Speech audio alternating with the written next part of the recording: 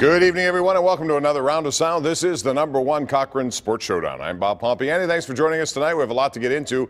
Pirate Fest just concluded.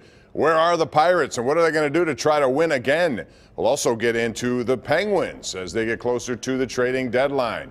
Top needs? Are there any needs? Will they stand pat? #1 topic tonight on the #1 Cochran Sports Showdown continues to be the saga around Antonio Brown, who continues to tweet and send cryptic messages that really, you have to be Sherlock Holmes to figure out where they're going.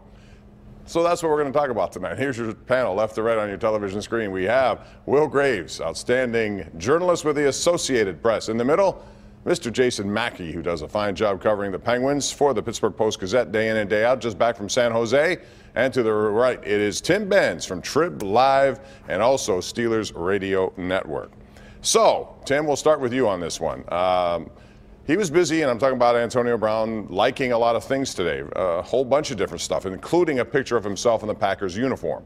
He's done that with San Francisco. He does not control his future. However, there seems to be maybe some sort of softening here because everyone down in the Pro Bowl, all his players stood up and said, we want him back. Where is this right now, and what are the chances of him actually returning? It's unfortunately in a time heals all wounds kind of mode, and I don't think it does. I don't think it will. I don't know how you bring Antonio Brown back into this locker room with the same coach in charge. You might have been able to do that with a new coach, but that ship has sailed, and they probably were never going to get on board with that anyway because the Rooney's don't fire coaches. So if Tomlin's coming back, I don't know how you bring him back into the locker room and basically be telling Antonio Brown, you challenged authority and you won. Now, you could also argue, well, they made him come back and he didn't want to be here, but you know, AB's not structuring his new contract or anything like that or engineering where he goes next. He's going to be traded, not released and turned into a free agent. So even one of those pictures he liked today was one of 2 Steelers fans with terrible towels.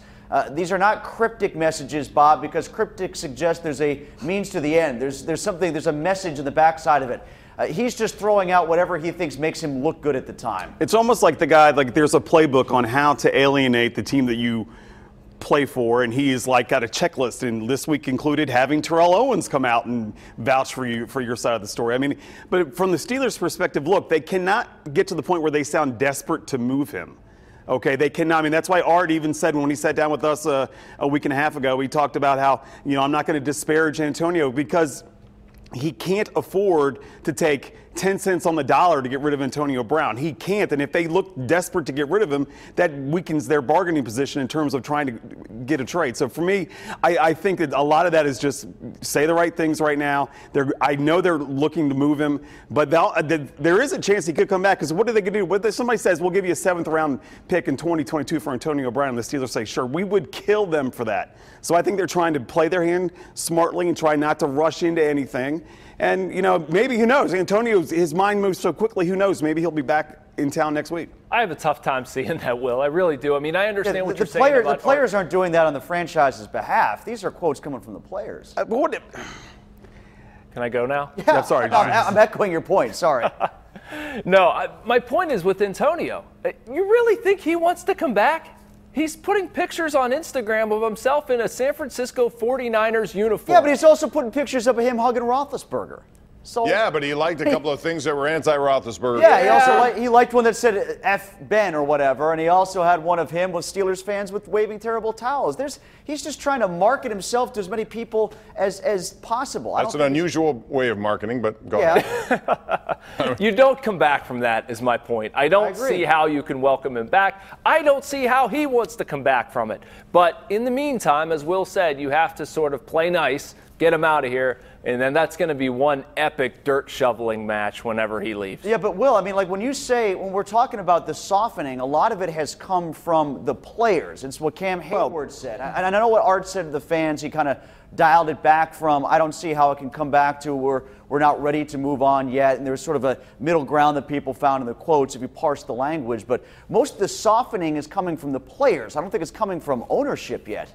I mean, look, Tim and you and I are in that locker room enough to know that the players are tired of answering about questions about Antonio Brown, right? I mean, that is literally there is no topic the point that Cam Hayward said I want him back. I mean, but the flip side is he also has won them a lot of games, but I just don't see that. I don't think anything. They have no say in the move. I don't think if there was if it was the scene in Rudy where Ben and Cam and everybody shows up and they all got 84 jerseys and they throw it on on Tomlin's desk or Art's desk, that's not happening. These guys are professionals. AB has won a lot of. I say that as a modicum of respect from his teammates. I don't view that as some sort of ringing endorsement that we want him back. If they need to get the jerseys, by the way, they are on sale. Yeah, for 50% off. Convenient. I saw that caused a little bit of consternation on the internet today. But it did.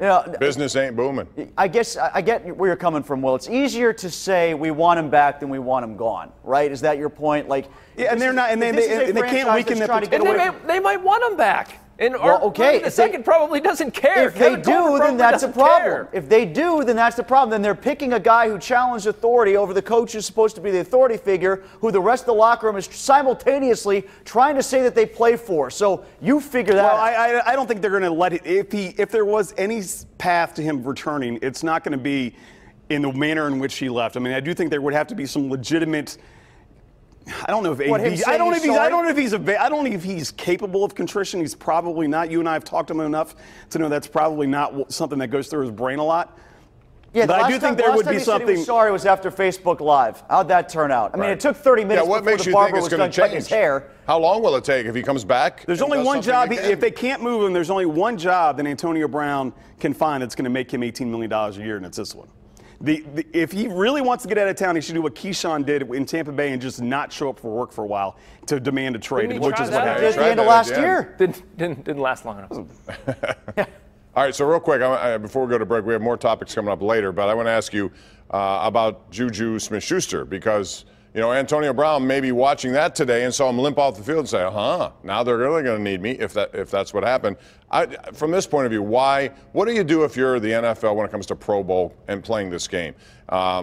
Jason, I look at it and I see he could have been seriously injured there. As it turned out, it's a bone bruise. It looked worse at the time. And what happens if that happens? What do you do? Do you play this game? Do you stop playing this game? Do you just what? If we're talking about what we would do if we were in Art Rooney II's shoes, I mean, I would pull my players from it. I would not want them participating in this game. I don't understand why they're still being played, really at all levels. But I think football, it's the most dangerous and the most pointless. They're charades. I mean, it's a laughing stock. This is barely football. I just came from the Hockey All-Star game. It wasn't much better. The skills competition is at least watchable if you do it the right way, but I don't understand why these games continue to happen. And you also have potentially very, very bad injuries involving very, very good players. The Steelers lucked out, but I would be advocating to get rid of these things. Yeah, they shouldn't play it, but they obviously are going to play it because they think it makes money. Right. So the Rooneys can't pull their guys because then everybody else is going to pull their guys, and then you're back to square one of what do we do with it? Do we have it or not? They're obviously playing it because they think that it makes money. I mean, at least the game that you just covered, Jason, the goalie still tries to stop the puck. We had guys not trying to block and not trying to tackle today like we do in every Pro Bowl. They shouldn't play it, but it's going to turn a buck, so they're going to do it. Well, but I think we're going to get to a point where the economics of the real football might outweigh the economics of this one exhibition. I mean, I think that's really the difference between now and 30 years ago. I mean, these guys make too much money. They are too valuable to their organizations. I mean, it's funny, let's remember there was a guy there, Robert Edwards, who played for the Patriots and was a rookie and had a promising, and he was at the Pro Bowl, but he was playing beach football, right? They had an exhibition, and he tore his knee up. So I mean, even if we turned it into a flag football thing, I think there's still that danger there. So I think to me, it's just something it had its time, and you sort of move on. And Jason's right. I mean, you look at the NBA, the 3-point contest and the slam dunk contest have far outshone anything that happens in that All-Star game for the last 10 or 15 years. All right. So I just think it's done. I just think it's time to move on and find something else to do with these games. When we come back a little bit later in the broadcast, we'll talk about since the beginning of the Super Bowl era, if New England wins the championship again this week, we're going to talk about which of these franchises has had the better record, which is a better franchise since the beginning of the Super Bowl era if this happens.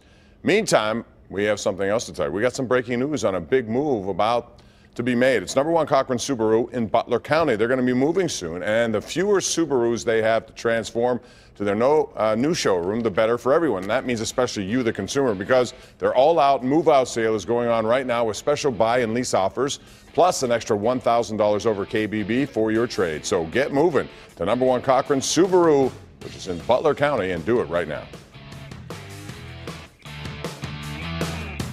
Number One Cochrane Sports Showdown is brought to you by Number One Cochrane, Go One Better, and by Highmark Blue Cross Blue Shield. Have a greater hand in your health.